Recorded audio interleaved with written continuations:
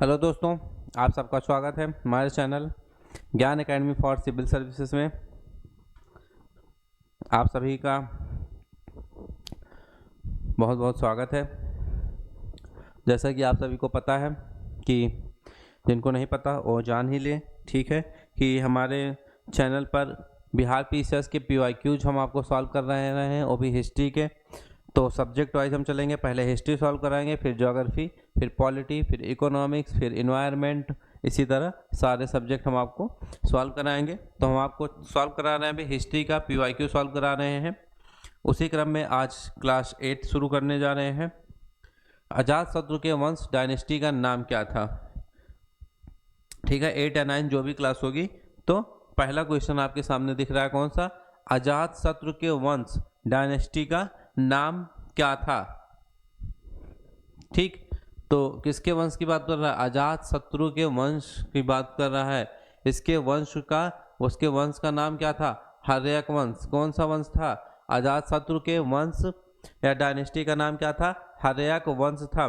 कब से कब तक अजातशत्रु? 492 से 460। अजातशत्रु कब से कब तक? 492 से 460 ईसा पूर्व। ध्यान दीजिएगा, कब? ईसा पूर्व। ठीक, 492 से 460 ईसा पूर्व अपने पिता एवं हर्यक वंश के संस्थापक। कौन? अपने पिता और हर्यक वंश के संस्थापक बिंबिसार की हत्या कर दी थी। किसकी? बिंबिसार की हत्या कर राजगद्दी पर बैठा था। इसकी हत्या भी इसके पुत्र उदयन ने की थी। इसकी हत्या भी कौन? इसके पुत्र उदयन ने की। यह कौशाम्बी के वत्स राजा उदयन से भिन्न है। ठीक है, इसकी हत्या किसने? इसके पुत्र, इसने हर्यक वंश के संस्थापक बिंबिसार की हत्या की। ठीक, खुद बैठा, फिर अजातशत्रु की हत्या इसके पुत्र उदयन ने कर दी थी। आइए नेक्स्ट क्वेश्चन है, वह शिक्षक जिनसे बुद्ध ने महाभिनिष्क्रमण के बाद, कौन सा? वह शिक्षक जिनसे किसने? बुद्ध ने महाभिनिष्क्रमण के बाद सबसे पहले ज्ञान प्राप्ति का प्रयास किया है। किसने? बुद्ध ने महाभिनिष्क्रमण के बाद सबसे पहले ज्ञान प्राप्ति का प्रयास किया है। किसकी बात हो रही है? महाभिनिष्क्रमण के बाद किसकी? अलार कलाम एवं रुद्रक रामपुत्र। किसकी बात हो रही है? अलार कलाम एवं रुद्राक रामपुत्र। बुद्ध ने महाभिनिष्क्रमण के बाद सबसे पहले ज्ञान प्राप्ति का प्रयास किया है। महाभिनिष्क्रमण के बाद अगर बात करें कि महाभिनिष्क्रमण के बाद ज्ञान की खोज में महात्मा बुद्ध किसके? अलार कलाम के आश्रम में पहुंचे। उनसे उन्होंने दीक्षा ली, फिर अलार कलाम के आश्रम में उन्होंने तपस्या की, किंतु वह इससे संतुष्ट नहीं हुए। फिर अलार कलाम सांख्य दर्शन के क्या थे? चूंकि अलार कलाम किसके? सांख्य दर्शन के आचार्य थे। अतः अलार कलाम और रुद्रक रामपुत्र से महात्मा बुद्ध ने क्या किया? अपने पहले ज्ञान प्राप्ति का प्रयास किया था। महात्मा बुद्ध ने किससे? अलार कलाम और रुद्रक रामपुत्र से। चलिए अगला क्वेश्चन देखते हैं, सल्तनत काल में सार्वजनिक वितरण प्रणाली कौन सी? सार्वजनिक वितरण प्रणाली किसने प्रारंभ की? कब? सल्तनत काल में सार्वजनिक वितरण प्रणाली किसने प्रारंभ की? तो सार्वजनिक वितरण प्रणाली किसने प्रारंभ की है? अलाउद्दीन खिलजी ने। बिहार पीसीएस प्री री एग्जाम 2020 का क्वेश्चन है, सल्तनत काल में सार्वजनिक वितरण प्रणाली किसने प्रारंभ की थी? किसने? अलाउद्दीन खिलजी ने प्रारंभ की थी। बिहार पीसीएस री एग्जाम 2020 के क्वेश्चन है, ध्यान दीजिएगा आप लोग। आइए, कौन सा प्रसिद्ध युद्ध? हर बार अधिकतर 1 से 2 युद्ध पूछे जाते हैं, तो उसी क्रम में देखिए क्वेश्चन कौन सा। सन 1565 में कौन सा प्रसिद्ध युद्ध हुआ था? कब? 1565 में प्रसिद्ध युद्ध कौन सा हुआ था? 1565 की बात हो रही है, तो 1565 में कौन सा प्रसिद्ध युद्ध हुआ था? तालीकोटा का युद्ध। कौन सा? तालीकोटा का युद्ध हुआ था 1565 में। बीजापुर, अहमदनगर और गोलकुंडा। कौन सा? बीजापुर, अहमदनगर, गोलकुंडा और बिदर की संयुक्त सेनाओं ने विजयनगर को क्या किया था? पराजित किया था। विजयनगर को पराजित किया था इनकी संयुक्त सेनाओं ने। ठीक। इस संयुक्त सेना में केवल बरार शामिल नहीं थे। कौन? केवल बरार शामिल नहीं थे। फरिश्ता के अनुसार, किसके फरिश्ता के अनुसार बात करें तो यह युद्ध कहां पर? तालीकोटा में लड़ा गया। युद्ध कहां पर? तालीकोटा में लड़ा गया था। किंतु युद्ध का वास्तविक क्षेत्र राजसी एवं तंगड़ी नामक 2 ग्रामों के बीच स्थित था। तालीकोटा के युद्ध के समय किसकी बात हो रही है? तालीकोटा के युद्ध के समय कौन? विजयनगर का शासक कौन? सदाशिवराव था। विजयनगर का शासक कौन था तालीकोटा के युद्ध के समय? सदाशिवराव।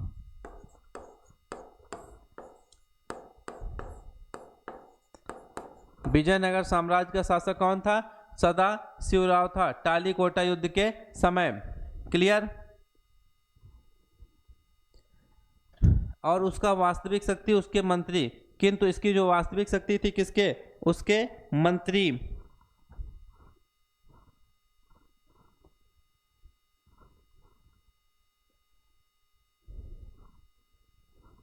कौन? उसके मंत्री। Just 1 minute. 1565 की हम लोग बात कर रहे हैं। ठीक है। इसके मंत्री कौन? राम राय के हाथों में थी। किसके? राम राय के हाथों में थी। राम राय क्या था? एक योग्य सेनापति था। उसने बहमनी राज्यों के मुस्लिम शासकों के क्या की थी? इनके मध्य फूट डालने का प्रयास किया, किंतु सफल नहीं हुआ। तालीकोटा के ईस्वी युद्ध में हुसैन निजाम शाह ने क्या किया था? अपने हाथों से राम राय का वध कर दिया था। किसने? हुसैन शाह ने राम राय का वध कर दिया था। चलिए नेक्स्ट क्वेश्चन देखते हैं। दीन इलाही किसके द्वारा प्रारंभ किया गया था? सभी को इसका आंसर पता होगा और ये बहुत लेटेस्ट नहीं। ठीक है, 2020 का क्वेश्चन है। सोचिए, बहुत ज़्यादा दूर नहीं, 2020 री एग्जाम का क्वेश्चन है। दीन इलाही किसके द्वारा प्रारंभ किया गया था? कौन सा? दीन इलाही धर्म किसके द्वारा प्रारंभ किया गया था? दीन इलाही किसके द्वारा? अकबर के द्वारा प्रारंभ किया गया था। किसके द्वारा? अकबर के द्वारा। कब? 1582 ईस्वी में। अकबर के द्वारा कब? 1582 ईस्वी में प्रारंभ किया गया था। तौहीद इलाही या फिर दीन इलाही, इसके अंतर्गत अकबर ने अपने सभी धर्मों के मूल सिद्धांतों को सम्मिलित किया था। किसका? सभी धर्मों के मूल सिद्धांतों को सम्मिलित करके इसको क्या किया? सर्वमान्य बनाने का प्रयास किया था। किसने? अकबर ने इसको सर्वमान्य बनाने का प्रयास किया था, दीन इलाही को। बात करें दीन इलाही कैसा था? वास्तव में सूफी सर्वेश्वरवाद पर आधारित था। किस पे? सूफी सर्वेश्वरवाद पर आधारित था दीन इलाही।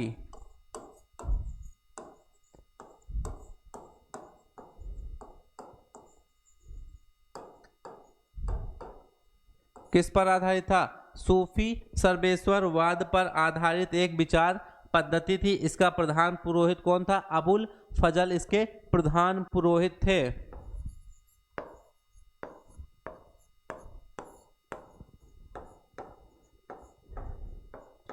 अबुल फजल कौन थे? अबुल फजल इसके प्रधान पुरोहित थे। हिंदुओं में केवल बीरबल ने, किसने? हिंदुओं में केवल बीरबल ने इसे स्वीकार किया था। किसने? बीरबल ने इसे स्वीकार किया था हिंदुओं में केवल। अष्ट प्रधान मंत्री परिषद किसके राज्य, किसकी बात हो रही? अष्ट प्रधान मंत्री परिषद किसके राज्य प्रबंध में सहायता करती थी? री एग्जाम 2020 का क्वेश्चन है। अष्ट प्रधान मंत्री परिषद किसके राज्य प्रबंध में सहायता करती थी?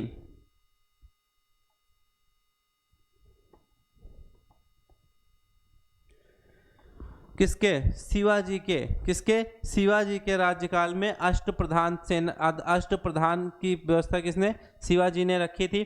शिवाजी के प्रशासन के लिए अष्ट प्रधान की व्यवस्था थी। इसके अंतर्गत 8 मंत्रियों को नियुक्त किया गया था। इसमें पेशवा, अमात्य, मंत्री, सचिव, सुमंत, सेनापति, पंडित राव और न्यायाधीश ये सब शामिल थे। ये शिवाजी के राज्य कहाँ? शिवाजी के राज्य प्रशासन में आधुनिक काल के सचिवों की भांति कार्य करते थे। इनका कार्य राजा को परामर्श देना मात्र था। क्लियर? इसे किसी भी अर्थ में मंत्रिमंडल नहीं कहा जा सकता। ठीक, क्यों? क्योंकि प्रत्येक मंत्री राजा के प्रति उत्तरदायी था। मौर्य वंश का अंतिम शासक कौन था? किसकी बात हो रही है? मौर्य वंश की। मौर्य वंश का अंतिम शासक पूछ रहा है, मौर्य वंश का अंतिम शासक कौन था? मौर्य वंश का अंतिम शासक कौन था? बृहद्रथ। मौर्य वंश का अंतिम शासक कौन था? बृहद्रथ अंतिम मौर्य शासक था। इसकी हत्या इसके सेनापति पुष्यमित्र शुंग ने की थी। किसने? पुष्यमित्र शुंग ने क्या किया था? इसकी सेनापति था, इसका सेनापति था, इसकी हत्या किया पुष्यमित्र शुंग ने। उसके बाद उसने शुंग वंश की नींव डाली थी। कब? 184 ईसा पूर्व में।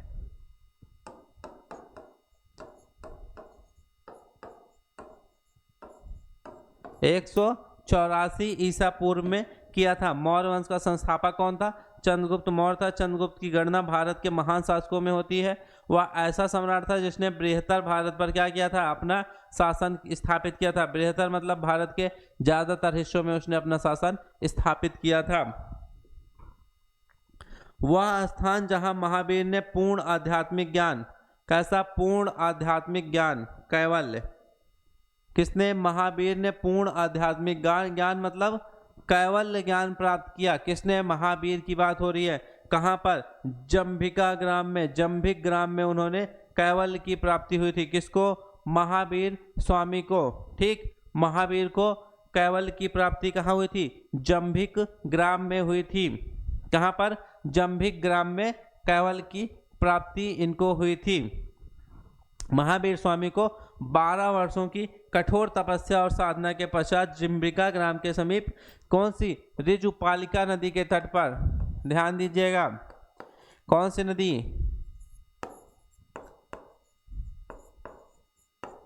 ऋजुपालिका नदी के तट पर कितने वर्षों? इन्होंने 12 वर्षों तक कठोर तपस्या की थी। 12 वर्षों के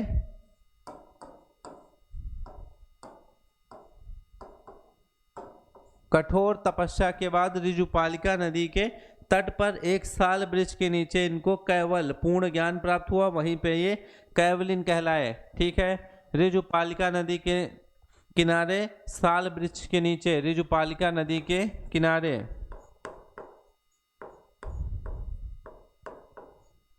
कौन सी? साल वृक्ष के नीचे।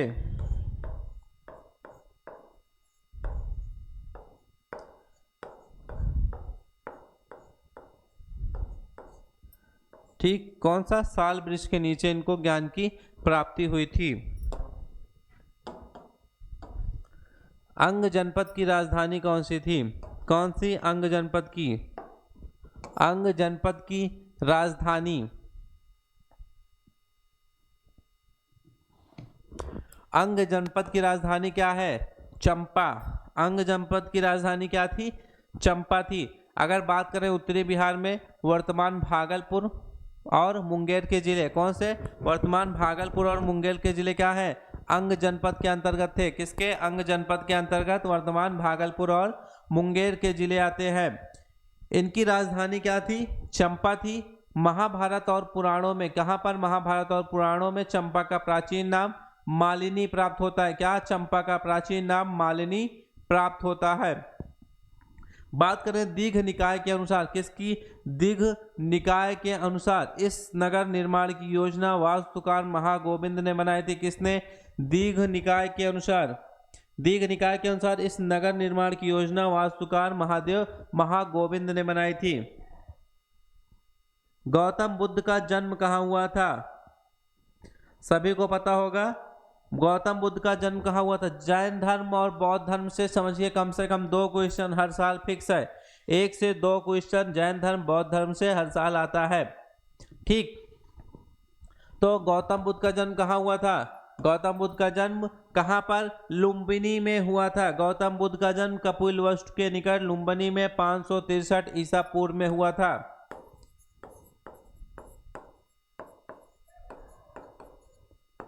कहां पर? कपिलवस्तु के निकट, कपिलवस्तु के निकट लुम्बिनी में। कब? 563। कब?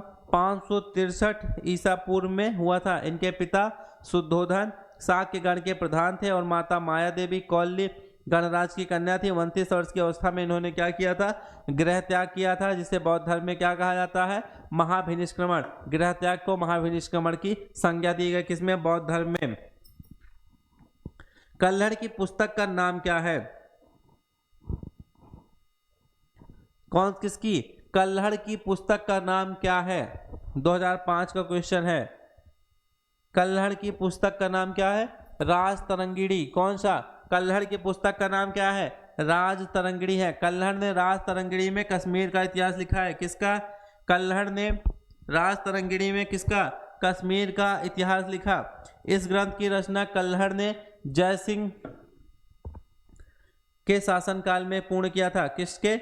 जय सिंह के शासनकाल में इस ग्रंथ की रचना कल्हड़ ने कंप्लीट की थी। चंद्रगुप्त मौर्य के प्रधानमंत्री चाणक्य। कौन? चंद्रगुप्त के प्रधानमंत्री चाणक्य ने राजनीति शास्त्र पर प्रसिद्ध ग्रंथ कौन सा? अर्थशास्त्र की रचना की है। किसकी? अर्थशास्त्र की रचना किसने? चंद्रगुप्त के प्रधानमंत्री चाणक्य ने की थी। क्लियर है? Next question. अजातशत्रु के शासनकाल में प्रथम बौद्ध संगीति का आयोजन किस नगर में किया गया था? किसमें? अजातशत्रु। किसके शासनकाल की बात हो रही है? अजातशत्रु। ठीक। अजातशत्रु के शासनकाल में कौन सी प्रथम बौद्ध संगीति का आयोजन? प्रथम बौद्ध संगीति का आयोजन किस नगर में किया गया था? सभी को पता होगा, आप सभी को। प्रथम बौद्ध संगीति का आयोजन किस नगर में किया गया था? राजगृह में किया गया था। कहां पर? राजगृह में। Option A. कहां पर? राजगृह में हुआ था प्रथम बौद्ध संगीति का आयोजन। राजगृह में। राजगृह की यह संगीति सप्तपर्णी गुफा, क्षत्रिय गुफा या फिर विपल पर्वत गदकूट में हुई थी। इस संगीति का अध्यक्षता किसने? महाकश्यप ने की थी। इसकी अध्यक्षता किसने? महाकश्यप ने इसकी अध्यक्षता की थी। किसने? इसकी अध्यक्षता किसने? महाकश्यप ने की थी। अर्थशास्त्र नामक पुस्तक का लेखक कौन था? कौन सा? अर्थशास्त्र नामक पुस्तक का लेखक कौन था? सभी को पता होगा, सभी को पता है। लगभग लगा ही दिया था मैंने। ठीक है। किसको? किसने किया था?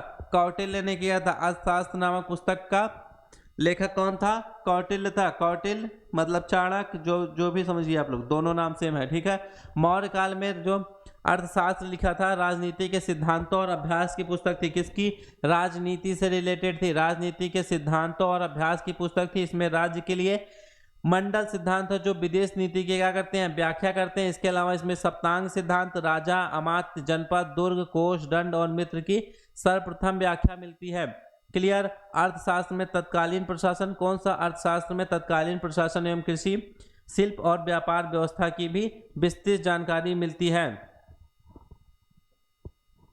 नेक्स्ट, पृथ्वीराज रासो नामक पुस्तक किसके द्वारा लिखी गई? कौन सी? पृथ्वीराज रासो नामक पुस्तक किसके द्वारा लिखी गई है? 2005 का क्वेश्चन है। ध्यान दीजिए, आप लोग ध्यान दे रहे होंगे अगर लगातार, तो पुस्तक से भी क्वेश्चंस आ रहे हैं। पुस्तक से भी हर बार लगातार नया क्वेश्चंस आ रहा है। ठीक है। पृथ्वीराज रासो नामक पुस्तक के लेखक कौन है? किसके द्वारा लिखी गई है? चंद बरदाई के द्वारा पृथ्वीराज रासो लिखी गई है। चौहान वंशी शासक पृथ्वीराज तृतीय राय पिथौरा के दरबारी कवि चंद बरदाई ने पृथ्वीराज रासो की रचना की थी। ठीक है। चलिए नेक्स्ट क्वेश्चन की तरफ बढ़ते हैं। गुप्त काल में शीशे के सिक्कों की बड़ी संख्या जारी की गई। किसके? गुप्त काल में कौन से? शीशे के सिक्कों की एक बड़ी संख्या जारी की गई। बिहार पीसीएस सीडीपीओ 2022 प्री का क्वेश्चन है। शीशे के सिक्कों की बड़ी संख्या कब जारी की गई थी? किसके द्वारा? सातवाहनों के द्वारा। किसके? सातवाहनों के द्वारा शीशे के सिक्के जारी किए गए थे। बात करें गुप्त काल में शीशे के सिक्कों की बड़ी संख्या सातवाहनों के शासकों द्वारा जारी किया गया था। सातवाहन राजवंश की स्थापना सिमुक ने की थी। किसने? सातवाहन राजवंश की स्थापना सिमुक ने की थी। इनकी वास्तविक राजधानी प्रतिष्ठान या पैठन में अवस्थित थी। पुराणों में इस राजवंश को कैसा आंध्र भृत्य या फिर आंध्र जातीय कहा गया है। कैसा आंध्र भृत्य या फिर आंध्र जातीय कहा गया है। सातवाहन वंश की स्थापना किसने सीमुक ने की थी। ध्यान दीजिएगा किसने सीमुक ने की थी। क्लियर है। नेक्स्ट क्वेश्चन,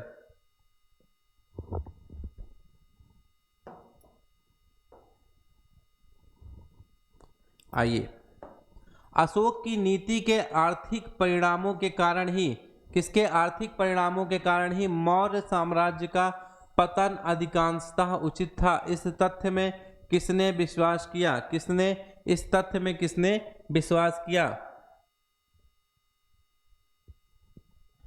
कब का बिहार पीसीएस सीडीपीओ प्री 2022 का क्वेश्चन है। कब का बिहार पीसीएस प्री सीडीपीओ 2022 का क्वेश्चन है। किसका है। अशोक की नीति के आर्थिक परिणामों के कारण ही मौर्य साम्राज्य का पतन अधिकांशतः उचित था। इस तथ्य में किसने विश्वास किया है। किसने रोमिला थापर। किसने रोमिला थापर, जो कि क्या है इतिहासकार है रोमिला थापर। अगर बात करें इतिहासकार जो रोमिला थापर है, इनका मत है कि अशोक की नीति के आर्थिक परिणामों के कारण ही क्या हुआ था मौर्य साम्राज्य का पतन हुआ था।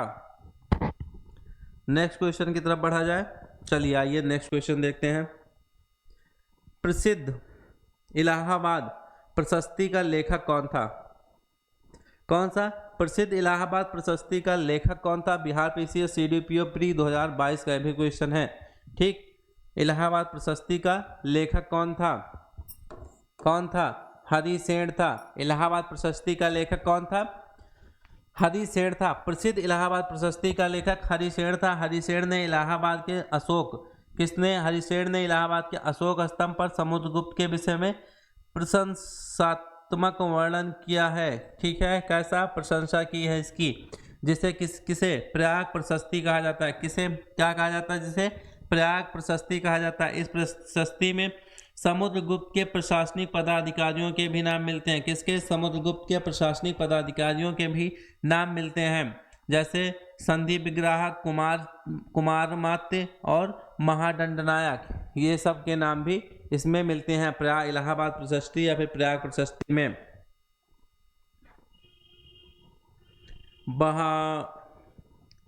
बराबुदुर किसकी बात हो रही है। बराबुदुर विश्व में सबसे अद्भुत स्तूप है और इसकी मूर्ति और मूर्तिकला किसका शानदार उदाहरण है। इसकी मूर्ति और इसकी मूर्तिकला किसका शानदार उदाहरण है।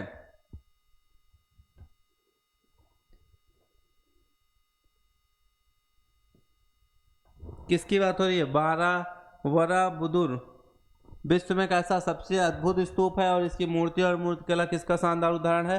भारत जावा कला। किसका भारत जावा कला का।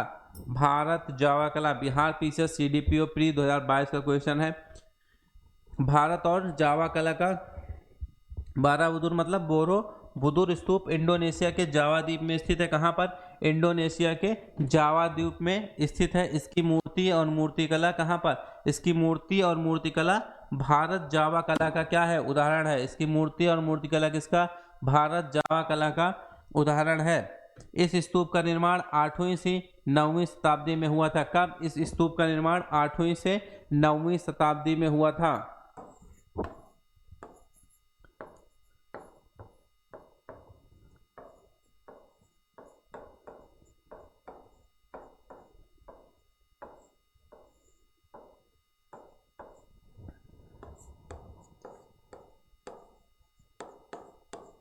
इस स्तूप का निर्माण कब से कब 8वीं से 9वीं शताब्दी में हुआ था। महावंश के अनुसार बिंबिसार किस आयु में सिंहासन पर बैठा था। किसके महावंश के अनुसार बिंबिसार किस आयु में सिंहासन पर बैठा था। किसके महावंश के अनुसार बिंबिसार किस आयु में सिंहासन पर बैठा था। किस आयु में 15 वर्ष की आयु में जो है बिंबिसार सिंहासन पर बैठा था। बिंबिसार का जन्म 558 या फिर 559 ईसा पूर्व के आसपास हुआ था। एक सरदार भाटिया के पुत्र के रूप में हुआ था। महावंश के अनुसार उसने 543 ईसा पूर्व में 15 वर्ष की आयु में मगध की गद्दी संभाली थी। बिंबिसार ने हर्यक वंश की स्थापना की थी। किसकी? हर्यक वंश की स्थापना की और मगध साम्राज्य का विस्तार किया था। किसकी? हर्यक वंश की स्थापना की और मगध साम्राज्य का विस्तार किया था। किसने किया था? बिंबिसार ने। क्लियर है? चलिए नेक्स्ट क्वेश्चन देखते हैं। बराबर या पर्वत श्रृंखला स्थित, किसकी बराबर पर्वत? बराबर पर्वत श्रृंखला स्थित गोरखागिरी किसके द्वारा विजित की गई? कौन सी? बराबर पर्वत श्रृंखला स्थित गोरखागिरी किसके द्वारा विजित की गई? किसके द्वारा जीती गई थी?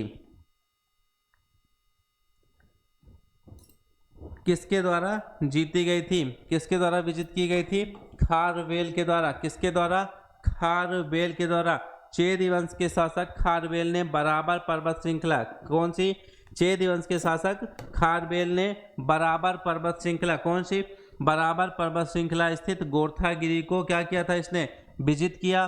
खारवेल का जो हाथी गुम्फा अभिलेख है, कौन सा? हाथी गुम्फा अभिलेख चेदी वंश के महान शासक खारवेल से, किससे? खारवेल से ही संबंधित है यह अभिलेख। यह अभिलेख भारत का पहला प्रशस्ति अभिलेख है। इस अभिलेख में पहली बार महाराजा शब्द का उल्लेख मिलता है। किसका? इस अभिलेख में ही पहली बार महाराजा शब्द का क्या है? महाराजा शब्द का उल्लेख मिलता है इसी अभिलेख में पहली बार। क्लियर है? आगे बढ़ा जाए। आइए देखते हैं क्या है। मध्यकालीन भारत का इतिहास। आपके सामने अगला क्वेश्चन है, किसका? मध्यकालीन भारत के इतिहास का है। आइए देखते हैं ये क्वेश्चन। गुलाम वंश का एंशियंट खत्म हो गई, ठीक है, एंशियंट खत्म हुआ। अब हम लोग किस पे? मध्यकालीन भारत के इतिहास पर पहुंच गए हैं। इसमें पहला क्वेश्चन है, गुलाम वंश का प्रथम शासक कौन था? सभी को पता होगा गुलाम वंश का प्रथम शासक कौन था। एंशियंट में 180 क्वेश्चन एंशियंट में थे। एंशियंट में 180 क्वेश्चन पीवाईक्यू, 180 क्वेश्चन पीवाईक्यू के थे, ठीक है। चलिए, गुलाम वंश का प्रथम शासक कौन था? सभी को पता होगा। गुलाम वंश का प्रथम शासक कौन? कुतुबुद्दीन ऐबक था। बिहार पीसीएस प्री 2005 और बिहार पीसीएस प्री 2011 में क्वेश्चन पूछा गया है। क्लियर? गुलाम वंश का प्रथम शासक कौन था? कुतुबुद्दीन ऐबक था। भारत में गुलाम वंश का प्रथम शासक कौन? कुतुबुद्दीन ऐबक 1206 से 1210 तक था। कब से कब तक? 1206 से 1210 ईस्वी तक था। वह ऐबक नामक तुर्क जनजाति का था। कैसा? ऐबक नामक तुर्क जनजाति का था। बचपन में उसे निसापुर के काजी फखरुद्दीन अब्दुल अजीज कुकी ने एक दास के रूप में खरीदा था। फिर काजी ने उसकी उचित ढंग से देखभाल की और सभी शिक्षाओं में पूर्ण कराया। फिर ऐबक बचपन से ही अति सुरीले स्वर में कुरान पढ़ता था, जिस कारण वह कुरान खान मतलब कुरान का पाठ करने वाला के नाम से प्रसिद्ध हो गया। बाद में वह निसापुर से गजनी लाया गया, जहां उसे गोरी ने खरीद लिया। अपनी प्रतिभा, लगन और ईमानदारी के बल पर यह क्या हुआ? शीघ्र ऐबक ने गोरी का विश्वास प्राप्त किया। गोरी ने उसे अमीर ए आखुर, किसके? अमीर ए आखुर के पद पर प्रोन्नत कर दिया और यहीं से उसके जीवन का क्या हुआ? एक नया अध्याय आरंभ हुआ। कौन सा अध्याय? वह दिल्ली का पहला तुर्क शासक था। कैसा? दिल्ली का पहला तुर्क शासक था। यद्यपि वह लाहौर से ही शासन करता था, उसी को भारत में तुर्की राज्य का संस्थापक भी माना जाता है। गौरी की मृत्यु के बाद लाहौर के नागरिकों द्वारा आमंत्रित करने पर वह वहां आया, लेकिन शासन सत्ता वहां आया और शासन सत्ता हाथ में ले लिया। यद्यपि उसने अपना राज्याभिषेक गौरी की मृत्यु के 3 माह पश्चात 3 महीने बाद जून 1206 में कराया था। ऐबक ने कभी सुल्तान की उपाधि नहीं धारण की। उसने केवल मालिक और सिपा सालार की पदवियों से ही अपने को संतुष्ट रखा था। बात करें गोरी की, तो गोरी के उत्तराधिकारी गयासुद्दीन द्वारा मुक्ति पत्र प्राप्त करने के बाद नियम पूर्वक 1208 में ऐबक को क्या हुई थी? ऐबक को दास्ता से मुक्ति मिली। कब? 1208 में। क्लियर है? ये सारी चीजें हमने जो आपको बताया, ये ऐबक की जिंदगी की छोटी सी कहानी थी। आइए आगे बढ़ते हैं। कुतुबुद्दीन ऐबक की राजधानी क्या थी? कुतुबुद्दीन ऐबक की राजधानी बताना है, ठीक। तो कुतुबुद्दीन ऐबक की राजधानी कौन सी थी? लाहौर। चूंकि हमने अभी आपको बताया कि वह कहाँ से, लाहौर से देखभाल करता था, बाद में वह दिल्ली आया था। तो कुतुबुद्दीन ऐबक की राजधानी क्या थी? लाहौर थी। 2.5 दिन का झोपड़ा क्या है? कौन सा? 2.5 दिन का झोपड़ा क्या है? 2015 का क्वेश्चन है। क्या है 2.5 दिन का झोपड़ा? मस्जिद है, option A. Option A is the right answer. अपनी उदारता के कारण ही क्या था, कुतुबुद्दीन ऐबक इतना अधिक दान करता था, ठीक है, कि उसे क्या, उसे लाख बख्श भी कहा जाता था कुतुबुद्दीन ऐबक को, क्योंकि वह लाखों का दान करता था। ठीक। फरिश्ता ने क्या लिखा है? फरिश्ता ने उसके बारे में लिखा कि यदि व्यक्ति किसी की दानशीलता की प्रशंसा करते थे तो उसे अपने युग का ऐबक पुकारते थे। इसकी एक उपाधि कुरान खान भी थी। ये सारी चीजें हम आपको बता चुके हैं, ठीक है। स्थापत्य कला में भी इसकी रुचि थी। या हसन निजामी फक्र मुदब्बिर को उसका संरक्षण प्राप्त था, उसने ऐबक को अपने ग्रंथ में समर्पित किए थे। क्लियर है। ऐबक ने दिल्ली में कुव्वत उल इस्लाम और अजमेर में 2.5 दिन का झोपड़ा, ठीक है, दिल्ली में कौन सा? कुव्वत उल इस्लाम मस्जिद और अजमेर में 2.5 दिन का झोपड़ा का निर्माण करवाया था। दिल्ली में स्थित कुतुब मीनार का निर्माण का कार्य किसने? कुतुबुद्दीन ऐबक ने ही प्रारंभ कराया था, जिसे किसने? इल्तुतमिश ने पूरा करवाया। किसने? इल्तुतमिश ने पूरा करवाया था। कुतुब मीनार किसके द्वारा पूरा कराया गया? अभी तो मैंने बताया। कुतुब मीनार किसके द्वारा पूरा कराया गया? इल्तुतमिश के द्वारा पूरा कराया गया। बिहार पीसीएस प्री 2022 का क्वेश्चन है। कुतुब मीनार किसके द्वारा पूरा कराया गया? इल्तुतमिश के द्वारा। भारत में मोहम्मद गोरी ने, किसने? मोहम्मद गोरी ने किसको प्रथम अक्ता प्रदान किया? प्रथम मोहम्मद गोरी ने किसको प्रथम अक्ता प्रदान किया था? किसको प्रथम अक्ता प्रदान किया था? मोहम्मद गोरी ने। किसको? कुतुबुद्दीन ऐबक को जो है मोहम्मद गोरी ने प्रथम अक्ता प्रदान किया था। गोरी की विजयों के बाद शीघ्र ही क्या हुआ था? उत्तर भारत में अक्ता प्रथा स्थापित हो गई। गौर के मोहम्मद शाम मोहम्मद गोरी ने कुतुबुद्दीन ऐबक को 1191 ईस्वी में हांसी अक्ता या इक्ता प्रांत प्रदान किया। 1192 से 1206 ईस्वी तक उसने गोरी के प्रतिनिधि के रूप में उत्तरी भारत के विजित भागों का क्या किया? प्रशासन संभाला। इस अवधि में ऐबक ने उत्तरी भारत में तुर्की शक्ति का क्या किया था? विस्तार किया था। क्लियर है। किसी भी क्वेश्चन में कोई कंफ्यूजन, कोई डाउट नहीं है, ठीक है। अगर किसी भी क्वेश्चन में किसी प्रकार का डाउट होगा तो आप लोग कमेंट में बताइएगा, हम सभी का कमेंट देखते हैं, ठीक है। कमेंट में आप लोग बताइएगा, ठीक, हम सारे कमेंट का जवाब देंगे। तो आप सभी का हमारे साथ बने रहने के लिए बहुत बहुत धन्यवाद। चैनल पे नए होंगे तो चैनल को सब्सक्राइब करेंगे। क्लास अच्छी लगे तो लाइक कीजिए, अपने दोस्तों को भी शेयर कीजिए। हमारे साथ बने रहने के लिए बहुत बहुत धन्यवाद।